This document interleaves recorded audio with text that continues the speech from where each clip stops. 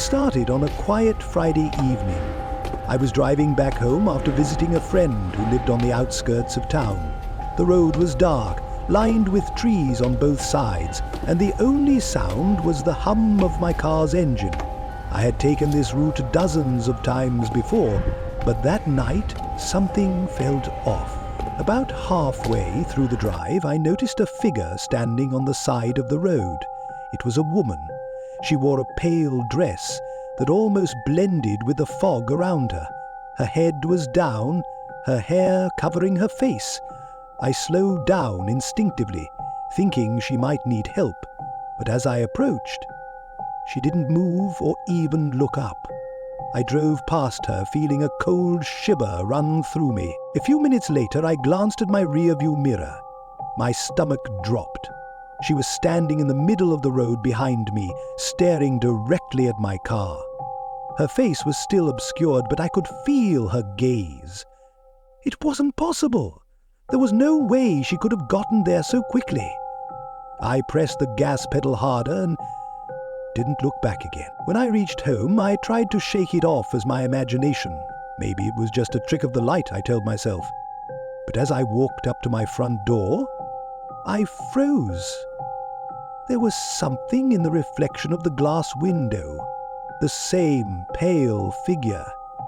Standing at the edge of my driveway, I spun around, but no one was there. That night I couldn't sleep.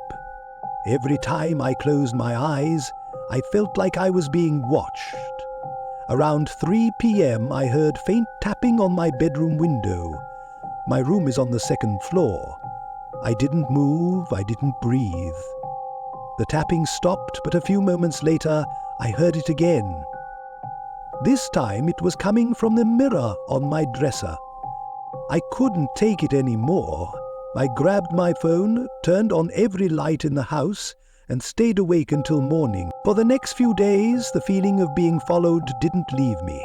I'd see shadows in my peripheral vision, hear faint whispers when I was alone, and catch glimpses of that same pale figure in reflective surfaces. I stopped looking in mirrors altogether. One evening, I was talking to a friend about what had been happening. As I described the woman, her face turned pale. She told me she'd seen someone fitting that description before, on the same stretch of road. She wasn't a ghost, my friend said. She was the memory of someone who had died in a car accident years ago. People who see her are said to carry her with them, like a curse. I didn't believe her. I couldn't. But deep down, I knew it made sense. I moved out of that house a month later. I left everything behind. Furniture, clothes, even my car. But no matter where I went, she followed. I stopped seeing her outright, but I'd still hear the whispers, the faint tapping. And every now and then, when I least expect it, I'd catch her enveloping reflection in the corner of my eye.